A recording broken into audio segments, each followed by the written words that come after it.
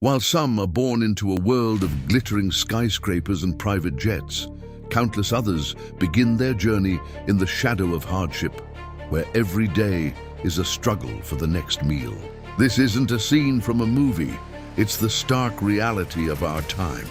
A world where sprawling mansions with manicured lawns exist just miles from cramped, dilapidated homes. On one side, yachts slice through azure waters. On the other, families queue for basic necessities. This striking contrast isn't just a random occurrence. It's a symptom of a system that is widening the chasm between the ultra-wealthy and everyone else, creating two parallel worlds that rarely intersect. The gap is not just about money, it's a gulf in opportunity, in health, in hope. The mechanics behind this ever-expanding divide are complex but clear.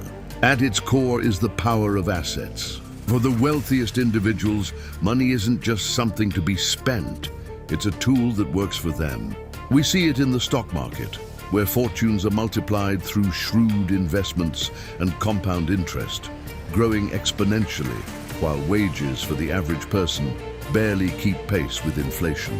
It's visible in the real estate market, where property values in prime locations soar, turning land and buildings into treasure chests for the few who can afford the key. This engine of wealth accumulation is further accelerated by a financial system that seems tailor-made for those at the top. Tax codes, often presented as fair and equitable, can contain intricate loopholes and deductions that disproportionately benefit the rich. While a salaried employee sees a significant portion of their paycheck deducted for taxes automatically, high net worth individuals can leverage sophisticated strategies to minimize their tax burden, sometimes paying a lower effective tax rate than their own secretaries. This isn't an accident.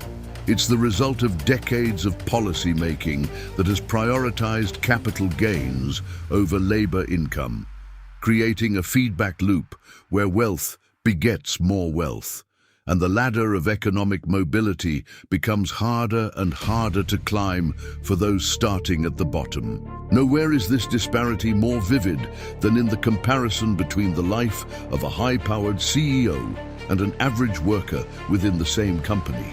Imagine the CEO waking in a penthouse apartment with a panoramic city view, driven by a chauffeur to a corner office where decisions affecting thousands are made. Their compensation package includes a multi-million-dollar salary, stock options, and bonuses that could fund a small town. Their evenings are spent at exclusive clubs or charity galas, networking with other elites. Meanwhile, the factory worker on the assembly line, whose labor is fundamental to the company's success, rises before dawn to catch public transport for a grueling shift. Their income barely covers rent, groceries, and healthcare, with little left for savings, let alone investment. They worry about job security and making ends meet, a world away from the strategic financial planning of the executive suite. As the sun sets, casting long shadows that stretch across our cities, we are left with a powerful, lingering image.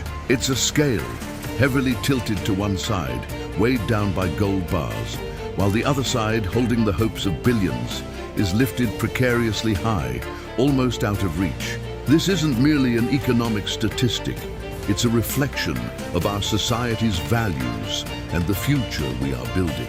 The question that hangs in the air, long after the screen goes dark, is not just how this happened, but what it will take to restore the balance.